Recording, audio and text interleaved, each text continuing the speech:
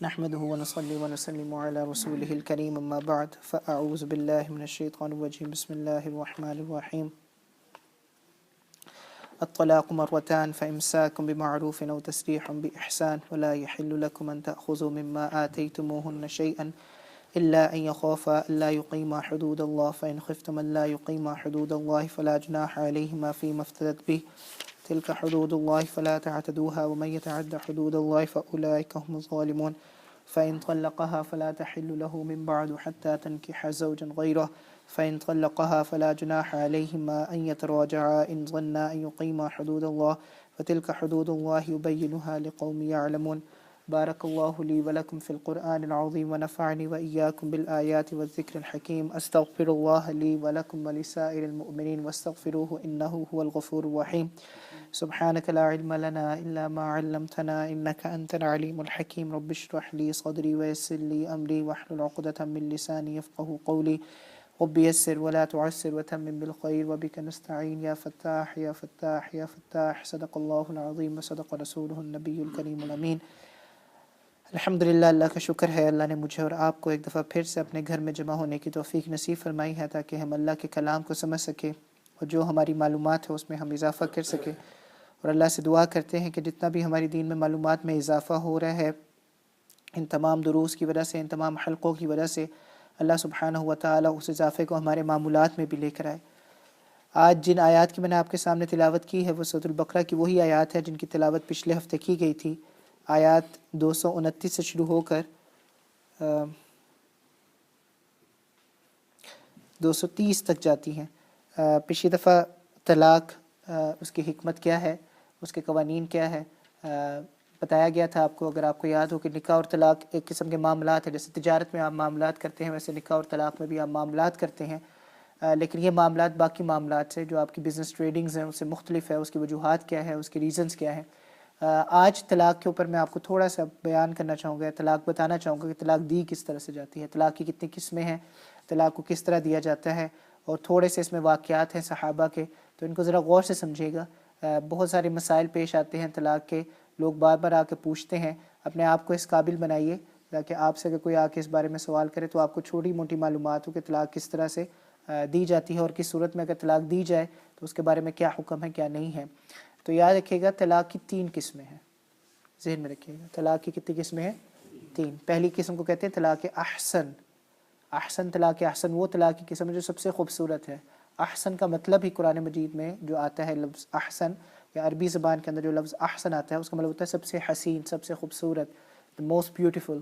تو جو سب سے خوبصورت طریقہ ہے طلاق کا اس کو کہتے ہیں طلاق احسن۔ اس کے بعد دوسرا طریقہ ہے طلاق جسے کہتے ہیں طلاق سنت۔ کیا کہتے ہیں اسے؟ طلاق سنت۔ اس کا مطلب یہ نہیں کہ نبی صلی اللہ علیہ وآلہ وسلم نے خدا نخواستہ اس طرح سے طلاق دی تھی اس لیے اس کو طلاق سنت کہا جاتا ہے، نہیں، اس کا کچھ اور مطلب ہے، میں آپ کو بعد میں سمجھاؤں گا انشاءاللہ۔ اور تیسرا طریقہ ہے جس کو کہتے ہیں طلاق بدعت۔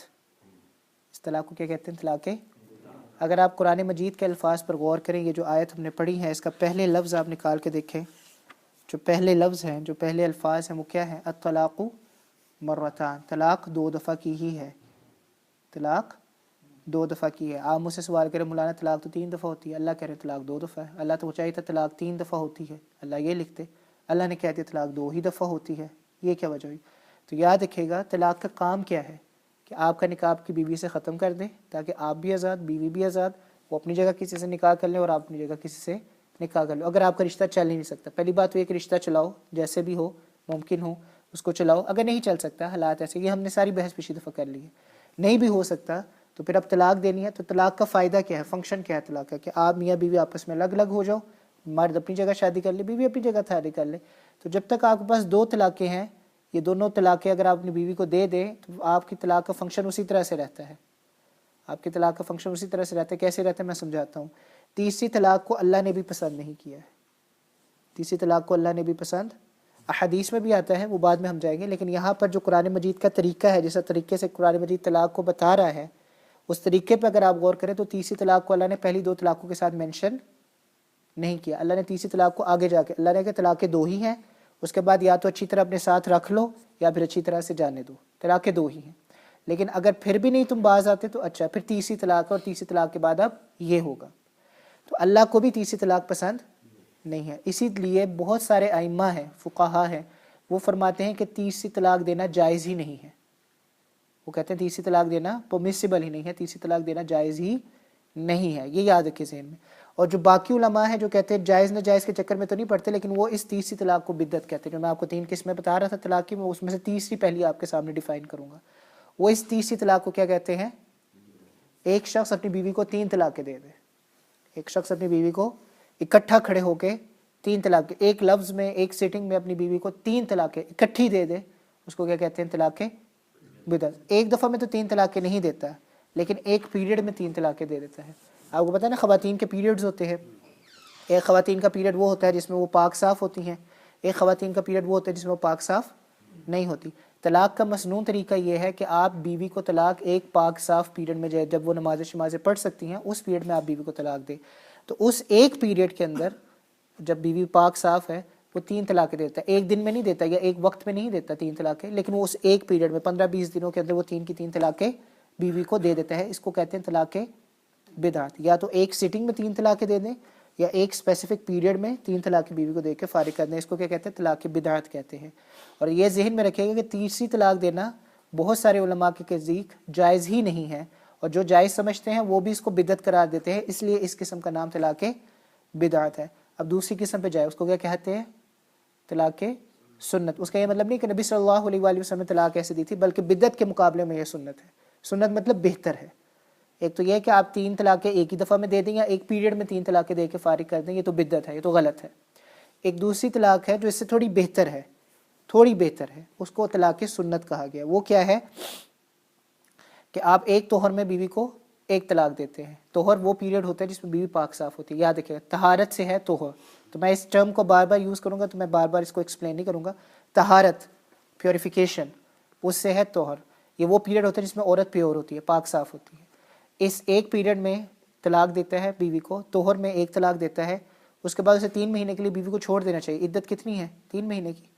وہ 3 مہینے کے لیے بیوی کو چھوڑ دینا چاہیے، وہ نہیں چھوڑتا. ایک طہر میں ایک طلاق دیتا ہے، پھر اس کا حیض کا پیریڈ آتا ہے، اس کا وہ والا خون والا پیریڈ آتا ہے، وہ چلا جاتا ہے. اگلا طہر آتا ہے، پھر اس کو طلاق دے دیتا ہے. پھر اس کا حیض والا پیریڈ آتا ہے، عدت کا انتظار نہیں کرتا، پھر اگلا طہر آتا ہے، اس کو 3 طلاق، یعنی 3 طہر میں اس کو 3 طلاقیں دے دیتا ہے. یعنی عام زبان کے اندر 3 مہینوں میں اسے 3 طلاقیں دے کے فارغ کر دیتا ہے. اس طلاق کو طلاق بدعت نہیں کہا گیا، لیکن طلاق سنت کہا گیا ہے. طلاق سنت، طلاق بدعت کیا ہے کہ آپ ایک ہی سٹنگ میں 3 طلاقیں دے دیں یا ایک ہی طہر میں 3 طلاقیں دے دیں. طلاق سنت کیا ہے کہ آپ 3 طہروں میں 3 طلاقیں دے دیں. اب ہے طلاق احسن، سب سے بہترین طریقہ طلاق ہے. سب سے بہترین طریقہ طلاق کا یہ ہے کہ آپ ایک طہر میں بیوی کو ایک طلاق دیں. ایک طہر میں بیوی کو ایک طلاق دیں، اور اس طہر میں آپ نے بیوی سے اجماع نہ کیا ہو، اس طہر میں آپ نے بیوی کے ساتھ ہم بستری نہ کی ہو، اس کے ساتھ لو میکنگ نہ کی ہو. اس طہر کے اندر اس میں آپ بیوی کو ایک طلاق دے دیں. اس کے بعد آپ اس کی عدت کے گزرنے کا انتظار کریں. پہلا حیض، دوسرا حیض، تیسرا حیض. وہ 3 اس پہ دن آنے ہیں، پیریڈز آنے جس میں وہ پاک صاف نہیں ہوتی. وہ 3 پیریڈ گزر گئے، بیوی آپ سے الگ ہو گئی. اب وہ اپنی جگہ نکاح کر لے، آپ اپنی جگہ نکاح کر لیں. طلاق کتنی دی آپ نے؟ بس وہی کام جو 3 طلاقوں نے کرنا تھا وہی ایک طلاق نے کر دیا. آپ بھی الگ، بیوی بھی الگ. اس میں فائدہ کیا ہے کہ خدا نہ خواستہ کل کلا کو جا کے، نہیں خدا نہ خواستہ نہیں کہنا چاہیے، انشاءاللہ کل کلا کو جا کے میاں بیوی کی انڈرسٹینڈنگ ہو جاتی ہے کہ وہ سمجھتے ہیں بچے سفر کر رہے ہیں، تو اب ان کو دوبارہ سے اگر نکاح کرنا تو وہ دوبارہ سے نکاح کر لیں. وہ تیسرے بندے کے پاس جا کے نکاح کر کے اس کے ساتھ ہم بستری کر کے دوبارہ سے طلاق لے کے اب اس سے شادی کرنے کی ضرورت. ایک طلاق تھی نا، 3 طلاقیں تو نہیں تھی، ایک طلاق الگ الگ بھی ہو گیا. اب اگر آپ نے نہیں شادی کرنی نہ کرو، کوئی اپنا ادھر کر لے ادھر کر لے. لیکن مستقبل میں جا کے اگر آپ دونوں فیل محسوس کرتے ہیں، آپ کو آتی ہے فیلنگ آتی ہے کہ یار ہمیں دوبارہ سے ریکنسائل کر لینا چاہیے، جو معاملات جو ہمارے درمیان آئے تھے وہ بچپنا تھا ہمارا، میں میچور نہیں تھا، آپ میچور نہیں تھی، اب ہمارے بچے ہیں ان کا خیال رکھنا ہے، ایک طلاق ہی کافی ہے، بس آپس میں ہم مل جاتے ہیں. تو ایک ہی طلاق ہوئی ہوگی، آپ اس میں اس کے ساتھ شادی کر. اس کو کہتے ہیں طلاق احسن، سب سے بہترین طریقہ طلاق دینے کا. اللہ بتانا یہاں پہ یہ چاہ رہے کہ طلاق سب سے برا کام ہے، دینا ہی نہیں چاہیے، سب سے برا. لیکن اگر ضرورت بھی پڑ جاتی ہے تو اس طرح سے دو جو منیمم ہے، اس کا ایفیکٹ کیا ہو؟ منیمم ہو. یہ نہ ہو کہ آپ اس طرح سے طلاق دے دو کہ آپ کا کام ہمیشہ کے لیے خراب ہو جائے. نہیں، منیمم ایفیکٹ کے ساتھ آپ طلاق دیجئے. ایک طلاق دیں، اس کے بعد چھوڑ دیں بیوی کو، 3 مہینے گزریں گے، آپ بھی فارغ فری ہو گئے اور دوسرے لوگ بھی فری ہو گئے. پھر آپ مجھ سے یہ سوال پوچھتے ہیں کہ اگر طلاق احسن ایک ہے تو اللہ یہاں پہ کیوں کہہ رہے ہیں طلاق مرتان، 2 دفعہ طلاق دو؟ تو یاد رکھیے کہ یہاں پہ اللہ نے یہ نہیں کہا طلاق 2 دفعہ، اللہ نے کہا طلاق 2 دفعہ دو، اللہ نے یہ نہیں کہا طلاق 2 ہیں، مرتان 2 دفعہ دو۔ مثال کے طور پر اگر میں آپ کو 2 روپے دیتا ہوں ایک ہی دفعہ میں، تو آپ مجھے کہیں گے آپ نے مجھے 2 روپے دیے ہیں۔ اگر میں آپ کو ایک روپیہ دیتا ہوں ایک دفعہ میں، تو آپ مجھے کہیں گے کہ آپ نے مجھے 2 روپے 2 مرتبہ میں دیے ہیں۔ آ رہی بات سمجھ میں؟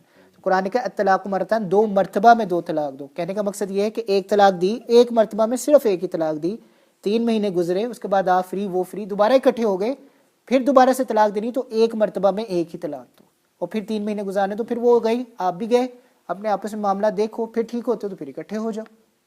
سمجھ آ رہی بات؟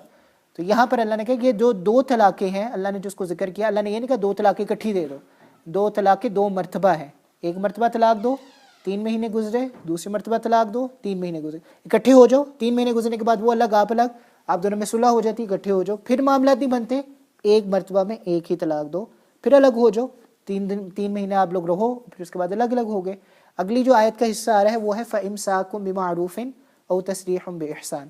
اللہ کہتے ہیں طلاق 2 دفعہ ہے، 2 دفعہ دینے کے بعد اگر آپ محسوس کرتے ہو، ضرورت فیل کرتے ہو، تو یا تو اس کو روک لو اچھے طریقے سے، فَإِمْسَاكٌ بِمَعْرُوف، اچھے طریقے سے روک لو۔ کہنے کا مقصد یہ ہے کہ اسے تکلیف پہنچانے کے لیے نہ روکو کہ اب میں نے روک لیا 3 مہینے پھر تنگ کروں گا پھر طلاق دے دوں گا، نہیں، اچھے طریقے سے روک لو۔ او تسریح بإحسان، یا احسان کے ساتھ جانے دو۔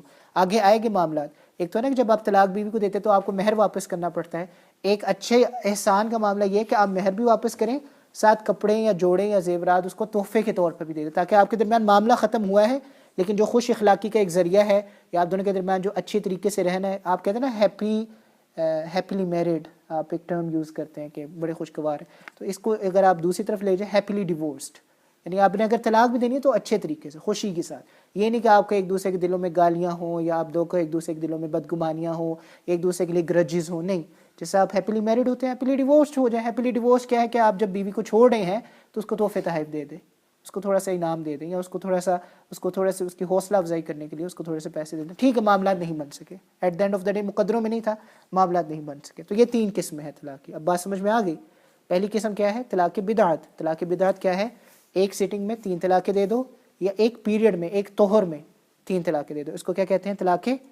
بعض علماء کے نزدیک تیسری طلاق ناجائز، بعض کے نزدیک تیسری طلاق بدعت، ناجائز، اور اس لیے اس طلاق کو طلاق بدعی کہتے ہیں۔ طلاق کی دوسری قسم طلاق سنت۔ طلاق سنت کیا ہے؟ ایک توہر میں ایک طلاق، اگلے توہر میں دوسری طلاق، اگلے توہر میں تیسری طلاق۔ یہ طلاق سنت کا مطلب یہ نہیں کہ نبی نے ایسے طلاق دی تھی، نہیں، بلکہ یہ بدعت سے بہتر ہے، اس لیے اس کو طلاق سنت کہا جاتا ہے۔ ایک توہر میں ایک طلاق، توہر میں نے آپ کو سمجھا دیا تھا، وہ پیریڈ جس میں عورت پاک ہوتی ہے، پیور ہوتی ہے۔ تو ایک توہر میں ایک طلاق دی، کرنا کیا چاہیے تھا کہ آپ کو 3 مہینے اب چھوڑ دینا چاہیے تھا ایک طلاق دینے کے بعد، لیکن آپ نے انتظار نہیں کیا، ایک توہر میں ایک طلاق دیا، اس پہ وہ پیریڈ آیا جس میں وہ امپیور ہوتی ہے، حیض والا پیریڈ آیا، اگلا پھر توہر کا پیریڈ آیا، آپ نے پھر سے اس کو طلاق دے دی، دوسری طلاق، پھر اس پہ حیض کا پیریڈ آیا، پھر اگلا توہر کا پیریڈ آیا، آپ نے پھر اس کو طلاق دے دی۔ تو 3 توہر میں آپ نے اس کو 3 توہروں میں آپ نے اس کو 3 طلاقیں دے دی، اس طلاق کو طلاق سنت کہا جاتا ہے۔ اور طلاق احسن کیا ہے؟ سب سے بہترین طلاق کیا ہے؟ ایک طلاق دو، 3 مہینے انتظار کو، بیوی بھی چلی جائے گی، آپ بھی اس سے فری ہو جاؤ گے، بیوی اپنی جگہ نکاح کر لے، آپ اپنی جگہ نکاح کر لو۔ تو جو 3 طلاقوں نے کام کرنا تھا وہ ایک ہی طلاق نے کر لیا ہے۔ اور اگر آپ مستقبل میں جا کے فیل کرتے ہو کہ محسوس کرتے ہو کہ یار اب ہمیں ریکنسائل کر لینا چاہیے، مل جانا چاہیے، تب بھی آپ کے لیے دروازہ کھلا ہوا ہے۔ 3 طلاقیں دے دو گے تو پھر وہ دروازہ بند ہو جائے گا۔ تو ایک طلاق دو، کام فنکشن وہی ہے طلاق کا، ایک طلاق دے دو بس، فارغ کر دو۔ اب سوال یہ پیدا ہوتا ہے کہ آپ مجھ سے یہ سوال پوچھیں کہ مولانا آپ نے یہ تو کہتے کہ 3 طلاقیں ناجائز ہے، 3 طلاقیں دینا ناجائز ہے یا بدعت ہے، تو اگر کوئی ناجائز طریقے سے 3 طلاقیں دے دے گا تو کیا 3 طلاقیں ہو جائیں گی یا نہیں ہو جائے گی؟ یہ وہ بحث ہو رہی تھی جو اس دن وہ بھائی صاحب کر رہے تھے حاجی ابراہیم صاحب سے، یہ وہ بحث ہو رہی تھی۔ طلاق کے 3 طریقے ہیں، وہ ہے، لیکن اگر کوئی شخص 3 طلاقیں ایک دفعہ میں دے دیتا ہے بدعت طریقے سے، طلاق بدعی طریقے سے، تو طلاقیں 3 ہو جاتی ہیں۔ یہ اسی طرح سے جیسے قتل کرنا جائز ہے نا، جائز ہے، حلال ہے کہ حرام ہے، لیکن اگر آپ کسی کو قتل کریں گے تو وہ تو مر جائے گا نا، کسی کو قتل کریں گے تو وہ تو مر جائے گا، گولی چلائیں گے یا تلوار چلائیں گے تو وہ تو مر گیا۔ سملرلی چوری کرنا حلال ہے، حرام ہے، لیکن اگر آپ کسی سے چوری کریں گے تو اس کا مال تو گیا، وہ اپنا کام تو کر دے گا۔ تو اگر ایک فعل یا ایک ایکشن حرام ہوتا ہے، پرمیسیبل نہیں ہوتا، اگر آپ اس کو یوز کر دیتے تو وہ اپنا ایفیکٹ تو دے دیتا ہے نا، اگر آپ اسے یوز کر لو گے تو وہ اپنا ایفیکٹ چھوڑ جائے گا۔ تو 3 طلاقیں دے دو گے تو وہ اپنا ایفیکٹ چھوڑ جائے گی۔ وہ ایفیکٹ کیا ہے کہ آپ بیوی سے ہمیشہ کے لیے، حرام ہے، پرمیسیبل نہیں ہے، ناجائز ہے، حرام نہیں کہنا، ناجائز ہے، حرام اور ناجائز میں فرق ہے۔ ناجائز ہے، پرمیسیبل نہیں ہے، لیکن کر دو گے تو ہو جائے گی، ہو جائے گی۔ اس کے اوپر واقعات ہیں 2-3 میں آپ کے سامنے رکھ دیتا ہوں تاکہ اگر کبھی فیوچر میں ریفرنسز دینا ہو۔ پہلا ریفرنس تو یہ قرآن کا ہی آ جاتا ہے، پہلا ریفرنس کہ اللہ نے کہا الطلاق مرتان، طلاق 2 دفعہ میں ہے۔ یہ بھی میں نے آپ کو بتا دی 2 دفعہ کہنے کا کیا مطلب ہے۔ تیسری طلاق کو بعد میں جا کے اللہ نے بھی اس چیز کو پسند نہیں کیا، اسی میں ناجائز کا عنصر آ گیا ہے۔ اسی میں جو آپ کو انڈیکیشن ملنی تھی کہ یہ ناجائز ہے، وہ ایک تو قرآن کے جو ٹیکسٹ ہے، اگر آپ اس کی ترتیب میں غور کریں گے تو آپ خود بخود سمجھ جائیں۔ ایک واقعہ ہے، ایک صحابی ہیں، ان کا آخری نام لبید ہے، شروع کا نام مجھے یاد نہیں آ رہا، میں دیکھ کے کتاب بتا دوں گا آپ کو۔ بہرحال یہ واقعہ تمام حدیث کی کتابوں میں آتے ہیں، صحیح حدیث کی کتابوں میں، تمام 6 کی 6 صحیح حدیث کے۔ ان کا نام لبید ہے۔ وہ نبی صلی اللہ علیہ وآلہ وسلم کے پاس جاتے ہیں، نبی صلی اللہ علیہ وآلہ وسلم سے فرماتے ہیں کہ میں نے اپنی بیوی کو 3 طلاقیں دے دی، اکٹھی 3 طلاقیں میں نے اپنی بیوی کو دے دیا۔ نبی صلی اللہ علیہ وآلہ وسلم بہت غصہ ہوتے ہیں۔ لیکن یاد رکھیے گا، لوگ بہت دفعہ یہ بات کہتے ہیں غصہ نہ کیجیے، غصہ حرام ہے، غصہ نہ کیجیے۔ آپ کو لوگ بتائیں گے کئی دفعہ جب غصہ آتا ہے تو کہتے ہیں غصہ نہ کیجیے، غصہ حرام ہے۔ ضرورت سے زیادہ غصہ کرنا حرام ہے۔ جیسا طبیعت کے اندر خوشی ہے اسی طرح طبیعت کے اندر غصہ بھی ہے۔ نبی صلی اللہ علیہ وآلہ وسلم کو اس حدیث میں غصہ آیا ہے، الفاظ سنیے گا آپ کو خود ہی سمجھ میں آ جائے گا۔ ایک شخص نے کہا نبی کو غصہ آتا تھا لیکن ضرورت سے زیادہ نہیں کرنا، پاگل بھی نہیں ہونا، پھٹ بھی نہیں جانا، کسی کی حق تلفی بھی نہیں کرنی، لیکن غصہ آتا ہے۔ یہ نہ آپ کہا کرے کسی کو غصہ ہے، وہ یار تجھے غصہ آ جاتا ہے، غصہ آئے گا، جائز باتوں پہ غصہ آتا ہے۔ 3 طلاقیں اس بندے نے اپنی بیوی کو دے دی، لبید ان کا نام ہے، صحابی ہیں۔ 3 طلاقیں انہوں نے دے دی، حدیث کی ساری کتابوں میں مینشن ہے۔ نبی صلی اللہ علیہ وآلہ وسلم کے پاس آئے، نبی صلی اللہ علیہ وآلہ وسلم نے فرمایا کو بتایا کہ میں نے ایسے 3 طلاقیں ایک سیٹنگ میں دے دی، طلاق بدعت جسے کہتے ہیں، 3 دے دی۔ نبی صلی اللہ علیہ وآلہ وسلم نے فرمایا کہ قرآن تمہارے پاس ہے، تم قرآن سے کھیل رہے ہو، اور ابھی تو میں بھی تم لوگوں کے درمیان ہوں، جب میں نہیں ہوں گا پھر کیا کرو گے؟ ابھی میں بھی تمہارے درمیان ہوں، قرآن بھی تمہارے پاس ہے، پھر بھی تم قرآن سے کھیلتے ہو، تمہیں نہیں پتہ طلاقیں کتنی ہیں؟ اللہ نے قرآن میں کہا طلاقیں 2 ہیں، پھر تم نے کیوں 3 طلاقیں دی ہیں؟ اس طرح سے کہا۔ اور نبی اتنے غصہ ہوئے کہ ایک صحابی پاس بیٹھے ہوئے تھے، انہوں نے کہا میں اس کو قتل کر دوں؟ یعنی نبی اتنے غصہ ہوئے کہ ان صحابی کو لگا شاید یہ واجب القتل ہے، نبی اتنے غصہ ہوئے ان پہ۔ تو یہ ایک واقعہ جس میں آپ کو بتانا چاہ رہا تھا کہ 3 طلاقیں اگر کسی نے دے دی، ایون تو کہ جائز نہیں ہے، نبی اس لیے غصہ ہو رہے تھے، لیکن وہ طلاق نافذ ہو گئی۔ اگر وہ طلاق نافذ نہ ہوتی تو نبی اسے کہتے جاؤ اپنی بیوی سے رجوع کر لو، اپنی بیوی کے پاس واپس چلے جاؤ۔ 3 طلاقیں ہو گئی، تبھی نبی کو اتنا غصہ آیا اور نبی نے کہا کہ تم اللہ کی کتاب سے کھیل رہے ہو، سمجھ نہیں آتی تم لوگوں کو، ابھی میں تمہارے درمیان ہوں، تمہارا یہ حال ہے، تم نبی کی کتاب کے ساتھ کھیل رہے ہو۔ تو یہ پہلا ایک واقعہ ہے۔ ایک دوسرا واقعہ ہے عمیر رضی اللہ تعالیٰ عنہ کا۔ عمیر رضی اللہ تعالیٰ عنہ نبی صلی اللہ علیہ وآلہ وسلم کے پاس آئے اور ان کو لگا کہ ان کی بیوی، انہوں نے سلینڈرسلی ایکیوز کیا، جس سے آپ انگلش میں کہتے ہیں کہ کسی کے ساتھ اس کا تعلق ہے، افیئر ہے، ان کو لگا کہ میری بیوی کا کسی کے ساتھ افیئر ہے۔ اب اس طرح کی سچویشن کے اندر جب آپ کے پاس گواہ نہیں ہوتے تو لعان کیا جاتا ہے، میاں بیوی دونوں قسمیں اٹھاتے ہیں۔ قرآن میں اس کا مطلب اس کو منشن کیا گیا ہے کہ والذین یرمون المحصنات ثم لم یأتوا بأربعۃ شہداء۔ اس کے علاوہ جو ہے سورۃ النور کے اندر اس کا ذکر آتا ہے، خامن 4 قسمیں اٹھاتا ہے، بیوی 4 قسمیں اٹھاتی ہیں، اگر دونوں وہ قسمیں اٹھا لیتے ہیں تو پھر ان کے درمیان طلاق دلوائی جاتی ہے، اور پھر تینوں کو ایک ہی دفعہ میں طلاق دلوا کے دونوں کو الگ الگ کر لیا جاتا ہے۔ خامد بھی 4 قسمیں اٹھاتا ہے، بیوی بھی 4 قسمیں اٹھاتی ہے، دونوں قسمیں اٹھاتے ہیں۔ یہ واقعہ آئے گا، یہ چیز ڈیٹیل میں آئے گی سورۃ النور میں۔ آپ صرف اس ٹائم اس کی ٹرم ذہن میں رکھیں کیونکہ ہم طلاق کو مینشن کر رہے ہیں، طلاق کو ڈسکس کر رہے ہیں، ٹرم ذہن میں رکھیں۔ اس کو کہتے ہیں لعان۔ لعان کب کیا جاتا ہے؟ لعان کا مطلب ہے لعنت دینا، لعنت بھیجنا۔ لعان کب کیا جاتا ہے؟ جب آپ کو لگے کہ بیوی کا کسی کے ساتھ صحبت ہے، بیوی کا کسی کے ساتھ تعلق ہے، لیکن آپ کے پاس گواہ نہیں ہے پیش کرنے کے لیے، آپ کے پاس گواہ نہیں ہوتے پیش کرنے کے لیے۔ 4 قسمیں مرد اٹھاتا ہے، 4 ہی قسمیں عورتوں سے اٹھوائی جاتی ہے، عورت سے اٹھوائی جاتی ہے، پھر بھی اگر وہ دونوں قسمیں بھی اٹھا لیتے ہیں پھر ان کے درمیان جدائی ڈال دی جاتی ہے۔ تو حضرت عمیمر رضی اللہ تعالیٰ عنہ کا یہی واقعہ نبی صلی اللہ علیہ وآلہ وسلم کے زمانے میں پیش ہوا۔ نبی صلی اللہ علیہ وآلہ وسلم نے میاں بیوی دونوں سے لعان کروایا۔ لعان کروانے کے بعد حضرت عمیمر رضی اللہ تعالیٰ عنہ نے اسی موقع پہ کھڑے ہو کے اپنی بیوی کو 3 طلاقیں دے دی، اسی موقع پہ کھڑے ہو کے اپنی بیوی کو 3 طلاقیں دے دی، وہ 3 طلاقیں نافذ ہوگی۔ یہ بھی پوری جو صحیح حدیث کی کتابیں ہیں سب میں آپ کو یہ واقعہ ملے گا۔ کوئی ایک کتاب الطلاق چیپٹر نکال لیجیے گا کسی بھی صحیح حدیث کی کتاب میں کھول کے، تو عمر کا یہ واقعہ، حضرت لبید کا یہ واقعہ ہر کتاب میں۔ تیسرا واقعہ حضرت عائشہ کا ہے، یہ صحیح بخاری میں ہے صرف۔ حضرت عائشہ فرماتی ہیں کہ ایک صحابی نے ایک دفعہ ایک آدمی کو 3 طلاقیں دے دی، اپنی بیوی کو 3 طلاقیں اکٹھی دے دی، اپنی بیوی کو 3 طلاقیں دے دی۔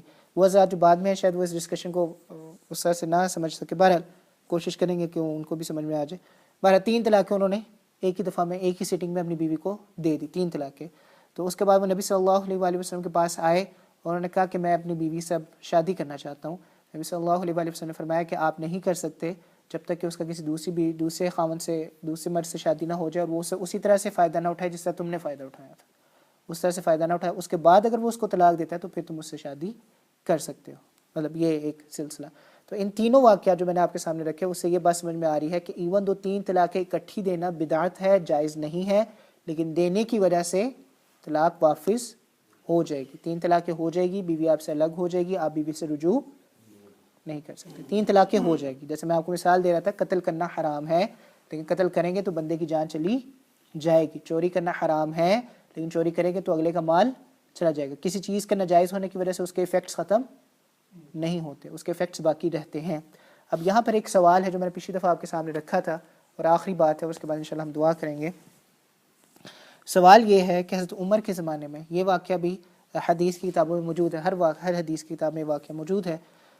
حضرت عمر جب خلیفہ بنے تو ان کے زمانے کے اندر یہ بحث سامنے آئی. بحث کیا تھی کہ صحابہ نے آپس میں بیٹھ کے مشورہ کیا کہ نبی صلی اللہ علیہ وآلہ وسلم کے زمانے میں بھی، ابو بکر رضی اللہ تعالیٰ عنہ کے زمانے میں بھی، اور حضرت عمر رضی اللہ تعالیٰ عنہ کے زمانے کے پہلے 2 سال میں 3 طلاقیں ایک کنسیڈر کی جاتی تھی. 3 دفعہ کہہ دیا، ایک ہی سیٹنگ میں 3 دفعہ کہہ دیا طلاق طلاق طلاق، تو وہ ایک طلاق ہوتی تھی، 3 طلاقیں نہیں ہوتی تھی. تو میں نے اس جگہ بیٹھ کے سب سے مشورہ کیا. مشورہ کرنے کے بعد ان سارے صحابہ نے اجماع کیا، کنسنسس، ود کنسنسس یہ بات وجود میں آئی اور یہ ورڈکٹ پاس ہوا، یہ رولنگ نکلی کہ آج کے بعد سے 3 طلاقیں 3 نہیں ہے بلکہ 3 طلاقیں 1 نہیں ہے بلکہ 3 طلاقیں 3 ہے. تو میں نے وجہ یہ بتلائی کہ یہ سہولت تھی نبی کے زمانے میں، آج لوگوں نے اس کو مس یوز کرنا شروع کر دیا ہے، آئندہ آنے والے زمانوں میں پتہ نہیں کیا حال ہوگا. تو اس وجہ سے ابھی اس سہولت کو ختم کر دیا جائے. آج کے بعد 3 طلاقیں 3 ہے، 3 1. تو یہ اجماع کے ساتھ ثابت ہوا ہے. یاد رکھیے گا اس میں مذاہب کا بھی کوئی اختلاف نہیں ہے. امام ابو حنیفہ، امام مالک، امام شافعی، امام احمد بن حنبل، ان تمام حضرات کے نزدیک 3 طلاقیں 3 ہی ہے، 3 طلاقیں 1 نہیں ہے. Brother, if you want to pray salah, there is a room at the back, so you can pray over there. Yeah, it's at the back. وعلیکم السلام.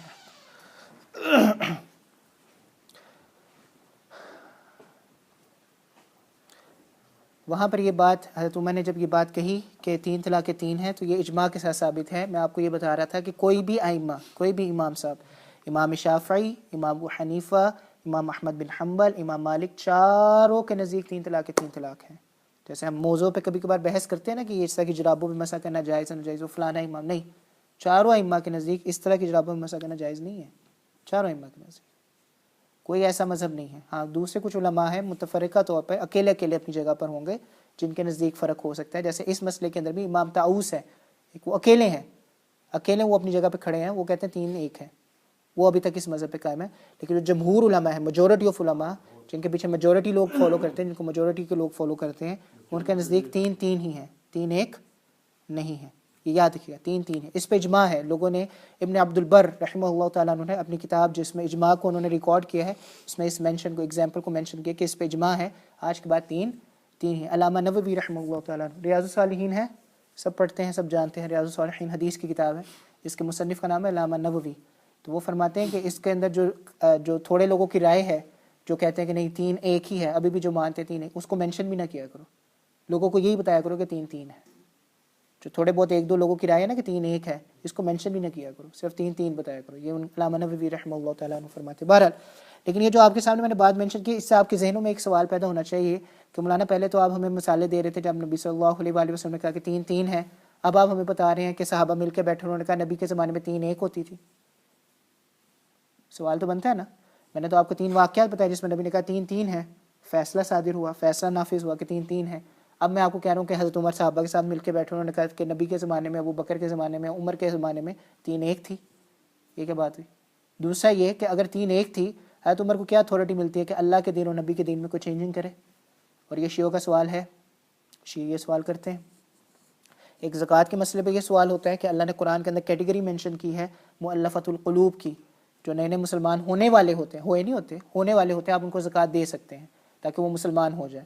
تو میں نے اپنے زمانے میں اس کو ختم کر دیا تھا، اس کیٹیگری کو نکال دیا تھا، اور آج تک مسلمان اب ایسے بندے کو زکوٰۃ نہیں دے سکتے جو مسلمان ہونے والا ہو، اس کو زکوٰۃ نہیں دے سکتے. ایک تو یہ بات ہے، اور ایک یہ دوسرا طلاق کا مسئلہ ہے.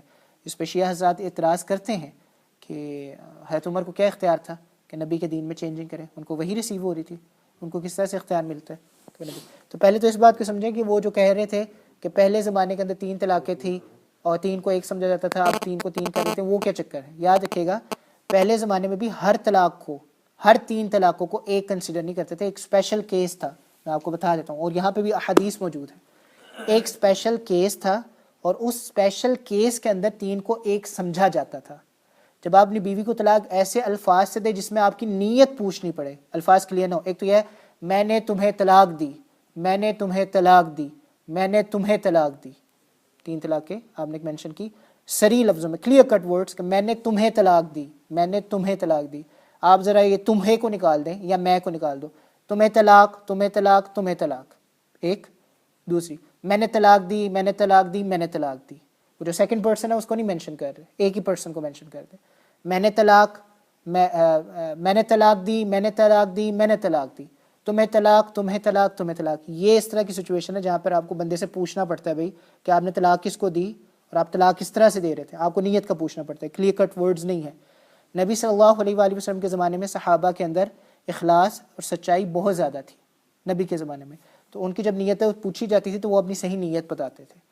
تو اس کے اندر 2 احتمال ہے، پہلا احتمال تو یہ ہے، اس کے اندر 2 طرح کی چانسز ہے۔ پہلا احتمال تو یہ کہ جب آپ اس طرح کے ورڈز یوز کریں تو آپ نے 3 ہی طلاقیں دی ہوں، پہلا احتمال تو یہ ہے کہ میں نے نیت 3 طلاقوں کی ہی 3 طلاقیں ہوگی، ایک تو یہ احتمال۔ دوسرا احتمال یا دوسرا چانس یہ ہے کہ آپ کہتے ہیں کہ میں نے طلاق 1 دی تھی لیکن میں نے یہ 3 دفعہ مینشن کی، یہ تاکید کرنے کے لیے، انسسٹ کرنے کے لیے، اسٹریس کرنے کے لیے، ایمفسائز کرنے کے لیے کہا تھا۔ تیری میں نے ایک ہی تھی، ایمفسائز کر رہا تھا تاکہ اس کو اگر ابہام ہو کہ پتہ نہیں مجھے ملی ہے کہ نہیں، اسے یقین ہو جائے کہ میں نے دے دی ہے طلاق، طلاق طلاق طلاق، 3 طلاقیں دینی ایک ہی تھی، 3 دفعہ مینشن ایسے اس لیے کیا کہ تاکید ہو جائے، اس میں نیت پوچھی جاتی تھی صحابہ سے۔